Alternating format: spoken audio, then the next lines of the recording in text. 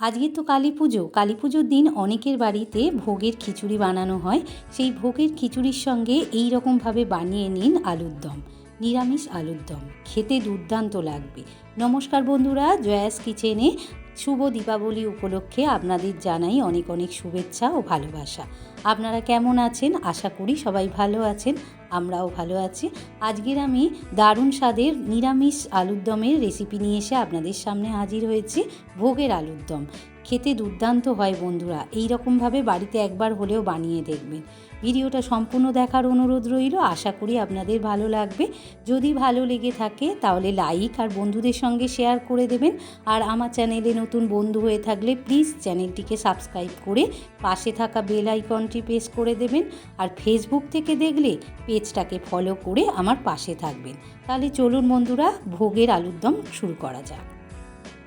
রেসিপিটা বানানোর জন্য এখানে আমি 4টে বড় বড় সাইজের আলু নিয়ে নিয়েছি। আলুটাকে একটা আলু 4 টুকরো করে নিয়েছি, একটু বড় বড় করেইছে। ভালো করে পরিষ্কার করে ধুয়ে জল ঝরিয়ে নিয়েছি। গ্যাসের ওপর কড়া বসিয়ে বেশ কিছুটা সর্ষের তেল দিয়ে দিয়েছি। তেলটা বেশ গরম হয়ে এসেছে। এবারে আলুগুলো ভেজে নেব।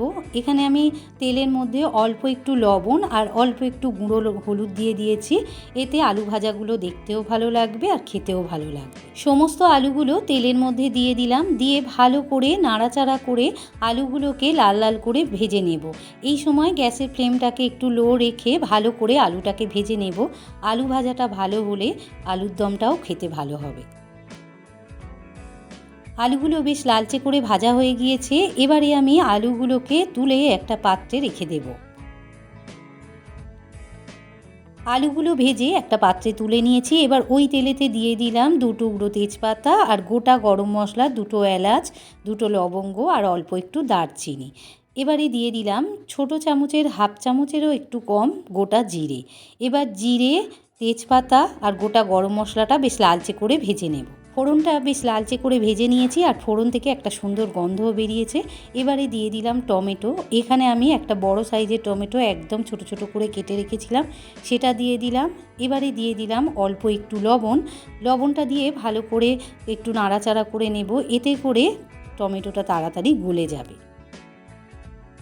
টমেটোটা বেশ নরম হয়ে এসেছে। এবারে গ্রেট করা আদা দিয়ে দিলাম ছোট চামচের 1 চামচের মতো। দিয়ে ভালো করে নাড়াচাড়া করে একটু ভাজাভাজি করে নেব। আদাটা একটু ভাজাভাজি করে নিয়েছি, আদার কাঁচা গন্ধটা ছেড়ে গিয়েছে। এবারে দিয়ে দিলাম গুঁড়ো হলুদ ছোট চামচের 1 চামচ আর ঝাল লঙ্কার গুঁড়ো ছোট চামচের 1 চামচ। এবারে দিয়ে দিলাম স্বাদ মতো লবণ। এখানে আপনারা গুঁড়ো ধনে গুঁড়ো জিরে গুঁড়ো দিতে পারেন, কিন্তু আমি আজকের ধনে গুঁড়ো জিরে গুঁড়ো দিয়ে করলাম না। এইভাবে একবার বানিয়ে দেখবেন, খেতে খুব ভালো হয়। অল্প একটু জল দিয়ে দিয়েছি যাতে মশলাটা তলা ধরে না যায়। এবারে দিয়ে দিলাম সামান্য একটু চিনি। তো বন্ধুরা, ভোগের খিচুড়ি আর নিরামিষ তরকারি একটু চিনি দিতেই হবে, চিনি না দিলে ভালো লাগবে না। এবারে ভালো করে কষিয়ে নেব। চিনিটা দিয়ে 1 মিনিট কষাকষি করে নিয়েছি। তো বন্ধুরা, কালারটা এসেছে দেখুন। চিনিটা দেওয়ার ফলে আরও সুন্দর কালারটা এসেছে। এই রকমভাবে যতক্ষণ মশলা থেকে তেল ছেড়ে না দিচ্ছে ততক্ষণ পর্যন্ত কষিয়ে যেতে হবে। মশলাটা ভালো করে কষানো হয়ে গিয়েছে, মশলা থেকে বেশ তেলও ছেড়ে দিয়েছে। এবারে ভেজে রাখা আলুগুলো দিয়ে দিলাম। আলুগুলো দিয়ে মশলার সঙ্গে মিশিয়ে নিয়ে আরও 1 মিনিট কষিয়ে নেব। মশলার সঙ্গে আলুটা ভালো করে কষিয়ে নিয়েছি। এবারে দিয়ে দিলাম উষ্ণ গরম জল পরিমাণ মতো। খুব বেশি জলের প্রয়োজন হবে না, যেহেতু আলুটা প্রায় অর্ধেকটা সেদ্ধই হয়ে গিয়েছে ভাজার জন্য। এবারে ভালো করে অল্প একটু জল দিয়ে ভালো করে নাড়াচাড়া করে চাপা দিয়ে আলু সেদ্ধ হওয়া পর্যন্ত ফুটিয়ে নেব।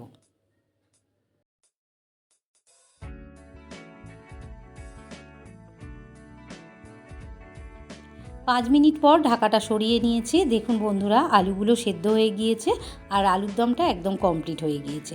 আমি এতে অল্প একটু গরম মশলার গুঁড়ো দিয়ে দিয়েছি আর 1 চামচ ঘি দিয়ে দিয়েছি। দিলেই আমার রেডি হয়ে গিয়েছে আজকের নিরামিষ ভোগের আলুর দম। তো বন্ধুরা, রেসিপিটা কেমন লাগলো? যদি ভালো লেগে থাকে লাইক আর বন্ধুদের সঙ্গে শেয়ার করে দেবেন। আর কমেন্টে জানাতে ভুলবেন না যেন আপনাদের কেমন লাগলো। আপনারা ভালো থাকুন, সুস্থ থাকুন। আবার দেখা হবে অন্য কোনো রেসিপি নিয়ে। আজ এই পর্যন্ত। ধন্যবাদ।